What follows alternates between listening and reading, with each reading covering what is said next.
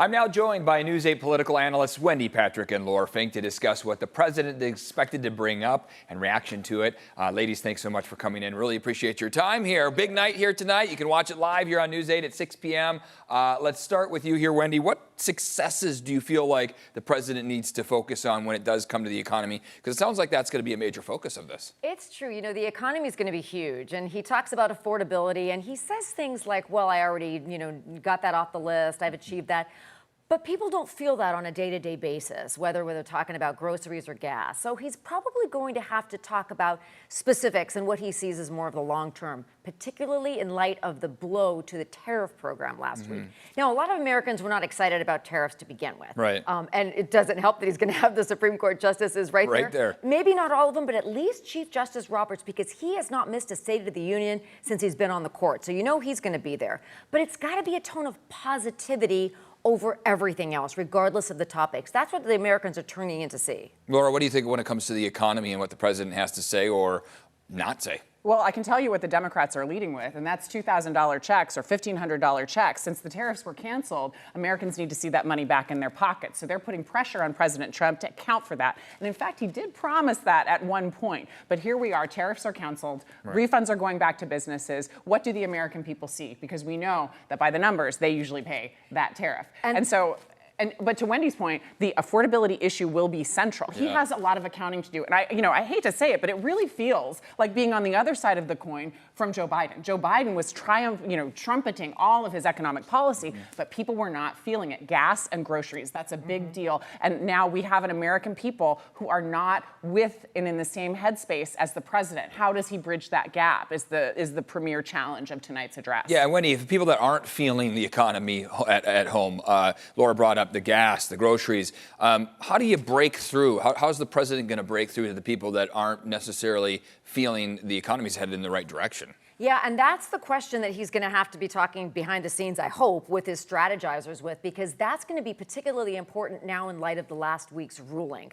Because the money the tariff money is going back to the businesses. There just isn't a legal mechanism to use to say, well, every consumer is going to get a cut of this. How in the world would you figure that out, particularly because not all businesses pass on those tariffs in the same fashion? So he's going to have to try to find a way to talk about the positivity in terms of the economy, where we're heading, despite the tariff blow. Now, I also want to add on that, now we're looking at the 15% across the board tariffs. Right. That is something that he's going to have to work with Congress on, because remember, he can only do it for 150 days before he has to work with Congress. They have to approve it. So I hope that our Congress members don't sit out the speech. I hope they see it and they listen to it for no other reason. Maybe we jointly can come up with a way to put that money back in the consumer's pocket. Concerns over Iran. We've seen some of what's been unfolding in Mexico. What about international stability? How much does that play a role, and what do you think he needs to touch on with that, Laura? Well, we have the biggest force presence outside of Iran that we've seen since the Gulf War, and we really don't have an explanation as to what specifically they're there to do. We know to put pressure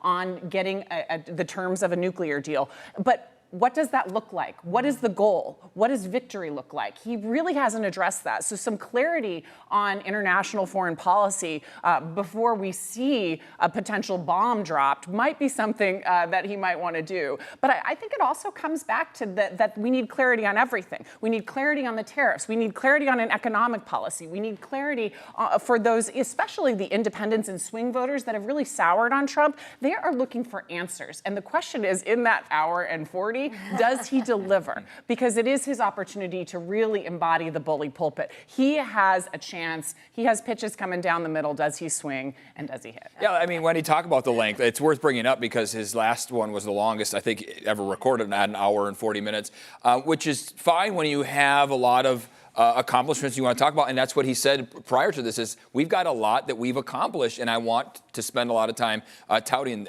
that. What are your thoughts on the length of this?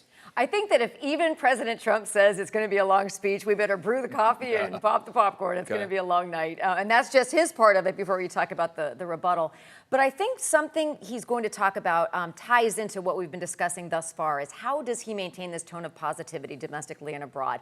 One thing that characterizes President Trump, having come from the boardroom to the Situation Room, is that business acumen that really prioritizes the negotiation piece of it. I mean, think about it. Tariffs were a tool in some sense because it was a negotiating tool that allowed him to broker some great deals. So he'll probably have to pivot and talk about how his new tariff policy, no doubt he's going to talk about that, probably take a verbal swipe at the justices. We got to run, ladies. Thanks so much for your time. Appreciate it.